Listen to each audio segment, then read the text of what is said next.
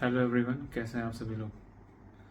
आज की वीडियो में हम बात करने वाले हैं कि आप सिंगापुर वीज़ा पर फिलीपींस कैसे जा सकते हैं। तो फिलीपींस जाने के लिए आपको चाहिए होगा एक multi entry Singapore visa.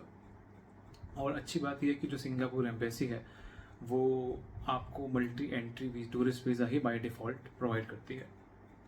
And इसका प्रोसेस क्या रहता है, आप सिंगापुर वीज़ा खुद से अप्लाई नहीं कर सकते, इनका अभी ई वीज़ा सिस्टम ओपन नहीं हुआ है।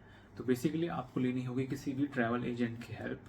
एंड आप इनकी सिंगापुर एम्बेसी की वेबसाइट पर जाकर ऑफिशियल जो इंडियन जो एजेंसीज़ हैं, जो ट्रैवल एजेंट्स हैं, जो रजिस्टर्ड हैं, आप उनके कॉन्टैक्ट नंबर निकाल सकते हैं और बेस्ड ऑन अपने स्टेट आप जहाँ के भी हैं अपने नियर बाय एजेंसी पर आप कॉन्टैक्ट कर सकते हैं। मेरे केस में मैंने दिल्ली में जो रिया एजेंसी है, जो एक रजिस्टर्ड एजेंसी है, रिया इंटरनेशनल्स सिंगापुर एम्बेसी के साथ, मैंने उनसे कांटेक्ट किया था एंड मेरा पूरा प्रोसेस वीज़ा का रिया इंटरनेशनल एजेंसी ने ही हैंडल किया है। इसके लिए आपको डॉक्यूमेंट्स में अगर मैं बात कर लूँ तो आपको चाहिए होगी एक पासपोर्ट साइज़ फ़ोटो। ऑब्वियसली आपको अपना पासपोर्ट चाहिए होगा, आपको चाहिए होंगी अपनी 3 महीने की सैलरी स्लिप और 6 महीने की बैंक स्टेटमेंट। इतना आई थिंक काफ़ी होता है सिंगापुर एम्बेसी के लिए आपको वीज़ा ग्रांट करने के लिए। एंड इसकी जो फीस होती है, जो ऑफिशियल फीस सिंगापुर एम्बेसी की है, वो है 30 सिंगापुर डॉलर्स, जिसको अगर आप रुपीज़ में कन्वर्ट करोगे तो समवेयर अराउंड 1800 टू 2000 के आसपास ये बनता है। इसके ऊपर ट्रैवल एजेंट आपसे अपनी कन्वीनियंस फी ले सकता है, वो कुछ भी हो सकती है, लाइक 500 1000 रुपये। तो लगभग ये मान लीजिए 2500 से 3000 के बीच में आपको आपका सिंगापुर मल्टी एंट्री वीज़ा मिल जाता है। इसकी ड्यूरेशन अगेन मिनिमम 1 महीना होती है और मैक्सिमम 2 साल तक जा सकता है, बट ये आपके हाथ में नहीं होता। It's all up to Singapore embassy कि वो आपको कितने टाइम पीरियड का ये वीज़ा अलोकेट कर रही है। मेरे केस में मुझे मिला था 1 महीने का।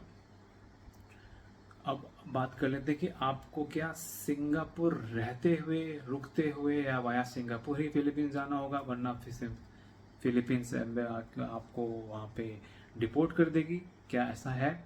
ऐसे काफ़ी सवाल जब मैंने अपना ट्रैवल प्लान किया था फिलीपींस के लिए तो मुझे भी काफ़ी डाउट्स थे कि अगर मैं सिंगापुर वीज़ा पर जा रहा हूँ तो आई थिंक मुझे सिंगापुर रुक कर जाना पड़ेगा या फिर मेरी फ़्लाइट वाया सिंगापुर ही होनी चाहिए। तो ये सब सवालों के जवाब तभी क्लियर हुए जब मैंने एक्चुअल में खुद ट्रैवल किया एंड वहाँ जाकर मुझे ये पता चला, और ये ऑफिशियली सिंगापुर की एम्बेसी की वेबसाइट पर लिखा भी हुआ है कि आपको सिर्फ एक वैलिड सिंगापुर वीज़ा चाहिए फिलीपींस में एंट्री करने के लिए। इससे इनका कोई लिंक नहीं है कि आपकी फ़्लाइट वाया सिंगापुर ही हो या फिर आपको सिंगापुर में 1 या 2 दिन का स्टे करना है, वरना फिलीपींस की जो इमिग्रेशन ऑफिसर है वो चेक करेंगे कि नहीं ये फिर सिंगापुर नहीं रुका या और सिंगापुर से नहीं आया तो फिर इसका सिंगापुर वीज़ा पर एंट्री हम इसको नहीं देंगे। ऐसा कुछ नहीं है। आपके पास एक valid multi entry Singapore visa अगर है तो आप इजीली फिलीपींस जा सकते हैं। और जब आप इसका प्रोसेस क्या रहेगा, मेरे केस में मेरी फ़्लाइट वाया सिंगापुर ही थी, बट क्योंकि वाया सिंगापुर सबसे ज़्यादा फ़्लाइट्स होती हैं, रेट उनका कम होता है, इसलिए लोग वाया सिंगापुर जाते हैं। अदरवाइज़ आप थाईलैंड और मलेशिया के थ्रू भी फिलीपींस जा सकते हैं। और मेरे को फिलीपींस के लिए कोई डायरेक्ट फ़्लाइट नहीं मिली, तो ये भी अगर केस है, अगर आपको मिलती है तो आप उसके थ्रू भी जा सकते हैं। अब बात कर लेते हैं कि फिलीपींस पहुंचकर इमिग्रेशन चेक पर क्या प्रोसेस होता है। तो लेट्स से कि आपके पास सिंगापुर का वैलिड मल्टी एंट्री वीज़ा है जो कि एक पेपर वीज़ा होगा, वो आप अपने साथ लेकर फिलीपींस पहुंचेंगे। आप जाएंगे इमिग्रेशन चेक की लाइन में। मेरे प्रोसेस में उन्होंने क्या किया था, उन्होंने मुझे बोला कि एक QR कोड दिया, उसको स्कैन किया। उस ऐप में मैंने अपनी सारी डिटेल्स भरी कि मैं कितने दिन के लिए फिलीपींस आया हूँ, पहला दिन मैं कहाँ रुकूँगा, बेसिकली अपनी आइटनरी, एंड किस डेट को मैं फिलीपींस छोड़कर वापस अपने कंट्री जाऊँगा। वो सारी डिटेल्स ईजिली आपके पास अवेलेबल होती हैं, आप भर सकते हैं। उसके बाद एक QR कोड जनरेट होता है उस ऐप में, फिर आप लाइन में लगोगे।